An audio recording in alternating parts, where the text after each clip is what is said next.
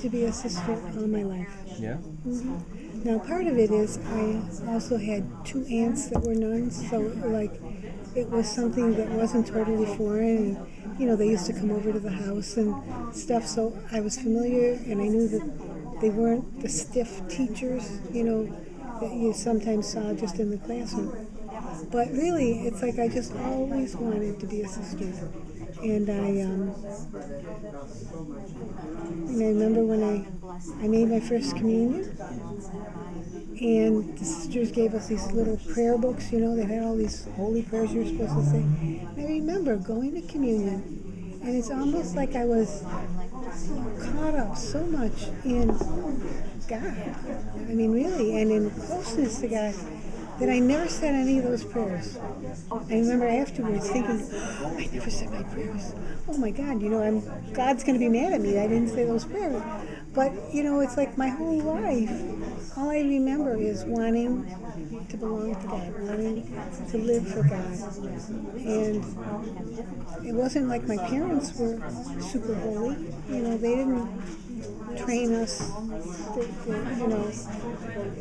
say a Hail Mary in every step kind of thing, Neither of my parents were that religious. But I just remember, that's all I could ever remember. And I had, the interesting thing, this is the human part of it, I also have a twin sister. Oh, I'm sorry? I have a twin. Okay. And she never wanted to be a sister. And that was fine with me, because I hated being a twin. I hated that people couldn't tell us apart. They'd call on the telephone, can I talk to one of the twins? And I would be so mad. It's like, if you don't care which one, I'm not going to talk to you. So I did. I hated being a twin.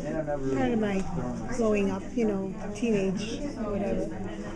So I was quite happy at the very thought that I'll be a sister and she won't. Yeah, finally get out from under.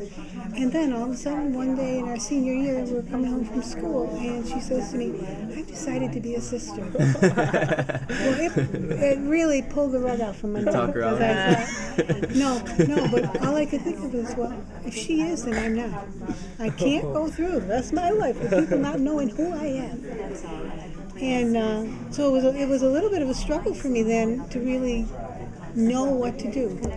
And I remember we had a senior retreat, that the senior class went to this retreat house for a weekend.